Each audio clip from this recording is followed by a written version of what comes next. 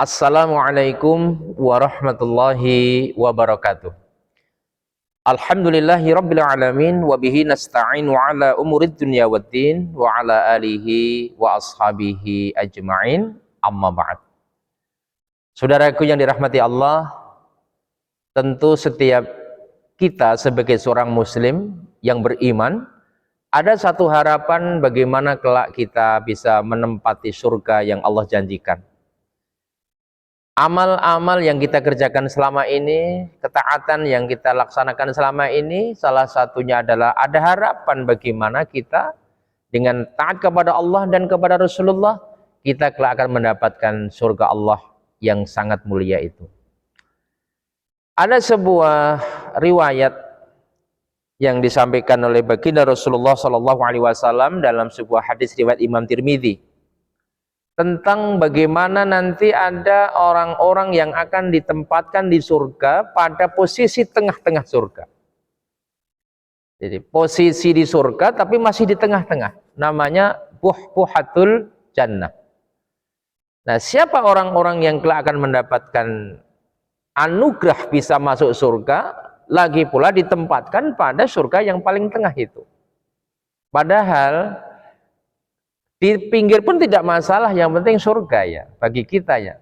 Tapi ada nanti orang itu yang diistimewakan sudah di dalam surga masih ditaruh di tengah-tengah surga. Ini sebuah anugerah yang besar. Saya akan sampaikan sebuah hadis Rasulullah SAW. Mudah-mudahan nanti kita menjadi termotivasi ya dengan apa yang disampaikan baginda Nabi. Qala Nabi SAW, alaikum bil jamaah wa iyyakum wal furqah. Fa inna syaitana ma'al wahid wa huwa minal isnaini ab'ad. Man arada buhbuhatal jannah falyalzamil jamaah. Man sarathu hasanatuhu wa sa'athu sayyi'atuhu fadzalikal mu'min. Hadis rawahu Tirmidzi. Artinya begini, alaikum bil jamaah, wajib atas kalian berjamaah. Wa iyyakum furqah, dan jangan kalian bercerai-berai. Fa inna syaitana ma'al wahid, karena sesungguhnya setan itu selalu bersama orang-orang yang menyendiri. Wa huwa minal isnain ab'ad, dan setan itu akan menjauh dari orang-orang yang berdua atau lebih dari berdua. Ini pentingnya jamaah. Man arada buhbuhatal jannah, maka barang siapa yang menginginkan buhbuhatul jannah atau surga yang paling tengah, fal yalzamil jamaah, hendaklah dia selalu membangun jamaah, hendaklah dia selalu mengikatkan hidupnya dengan berjamaah. Man sarrathu hasanatuhu wa sa'athu sayyi'atuhu fadzalikal mu'min. Barang siapa yang ketika melaksanakan kebaikan-kebaikan hatinya merasa senang, dan sebaliknya ketika dia melakukan keburukan-keburukan hatinya merasa tidak senang, maka itulah tandanya orang mukmin yang sejati. Ikhwah fillah arsyadakumullah, dari hadis singkat riwayat Imam Tirmidzi ini ternyata ada beberapa amalan yang sebetulnya tidak begitu sulit untuk kita kerjakan, tetapi balasannya begitu dahsyat.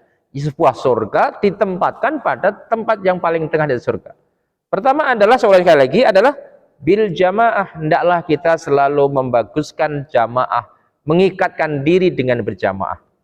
Apakah yang dimaksud dengan menjaga sholat berjamaah atau menjaga tali persaudaraan dengan sama muslim?